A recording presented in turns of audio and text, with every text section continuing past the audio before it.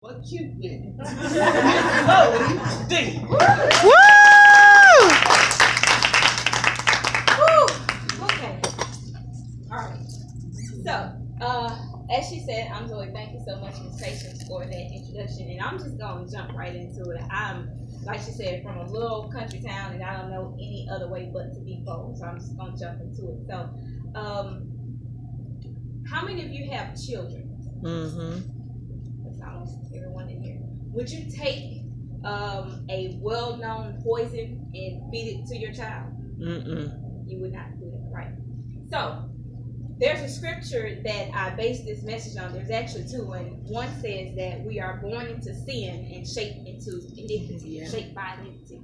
And sin is basically, if you're a believer, anything that displeases God, that separates you from God, from His presence, because He is a holy God and He challenges us. He tells us that we're to be holy like Him, right?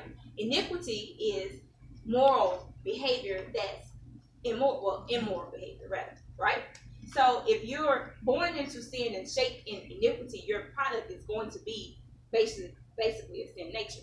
So there's another scripture that says that God is a just God and He visits the children of sin to third and fourth generations.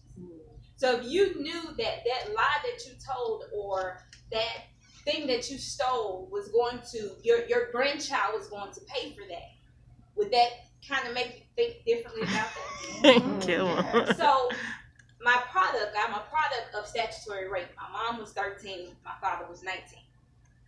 The generation before that, my dad was the product of my grandma being a side chick, as we would call it. So, but do you think that if my grandmother knew that 4 generations down that her granddaughter would be an adulteress, that she would have thought a little bit differently about her choices? Or maybe my father, knowing that his daughter would battle with sexual perversion in the next generation, maybe he would have thought a little bit different.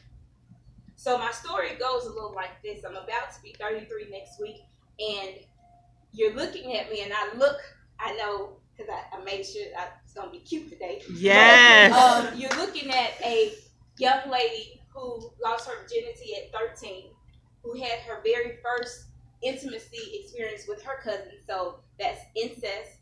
That's that same losing virginity at the same age as my mother. That's carrying on a couple of years later, lesbianism, bisexuality, any sexual perversion that you can think of. Wrote the book. Working on t-shirts. And so what happened along those years, because the sins of the father visit the generations later, and because we're born into sin and shaped in iniquity, my life was a life from before 13 actually up until 32 very sexually perverse. I either did it or thought about doing it. I even got so bold, I took my gifts and my talents that my father had given me, and I started writing, guess what? Sex books. Perverted books. And not on top of that, I grew up in a very sexually perverse environment because a close relative of mine owned a sex shop. So now I got access, full range access. I got porn, I got vibrators, I got all this. And I'm just 15, 16, 17 years old.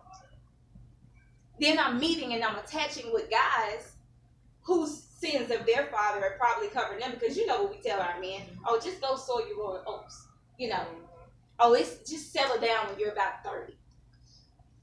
And so I'm connecting with guys who are connecting with me, and all these sexual spirits are attractive. Until one day, I had an experience with my father. And when I say my father, I mean the Lord Himself. And the fire of His presence fell upon me. And He cleansed me that day. And my call to purity actually started at 19, but remember, I've been born into sin and shaped into iniquity, so I can't help that I'm attracted to these females even though I don't want to be. I can't help that I want to have sex even though I really don't want to have sex. It's that battle with the flesh and the spirit. I know You've called me to more, but I got an urge. I I got an urge, and I've been taught all these things. I lost my virginity because I saw porn from the preacher's kid, who was my boyfriend. Born into sin and shaped by the iniquity of our forefathers. But that